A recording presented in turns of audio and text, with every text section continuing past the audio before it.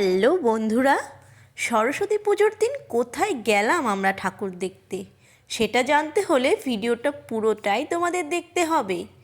তো পুজোর দিন সকাল সকাল আমাদের ক্লাবে পুজো হয়ে গিয়েছিল। তারপর আমি আর আমার বেস্ট ফ্রেন্ড মিলে অনেক দিন আগেই প্ল্যান করে রেখেছিলাম যে আমরা সরস্বতী পুজোর দিন যাব কালনা। তো সেই মতোই আমি আমার বান্ধবী চলে এসেছিলাম কালনায়। আর আমাদের এরিয়ার মধ্যে কালনায় সবথেকে সুন্দর সুন্দর প্যান্ডেল, প্রতিমা প্লাস লাইটিং সমস্ত কিছুই খুবই সুন্দরভাবে করা হয়।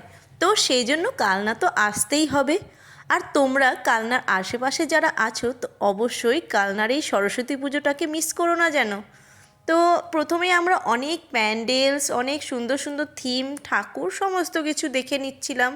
আর রাস্তায় যেতে যেতে যত ঠাকুর, যত প্যান্ডেল পড়ছিল সবগুলোই প্রায় কভার করার চেষ্টা করেছি। আর কালনার মধ্যে আমার সবথেকে সুন্দর লেগেছে এই প্যান্ডেলটা। এই প্যান্ডেলটা ছিল একটা আদিবাসী সমাজকে কেন্দ্র করে।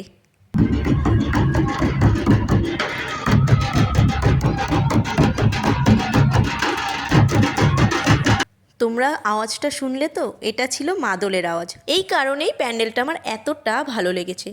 তারপরে একটু পেট পুজো করে আমরা বাড়ির জন্য বেরিয়ে পড়েছিলাম।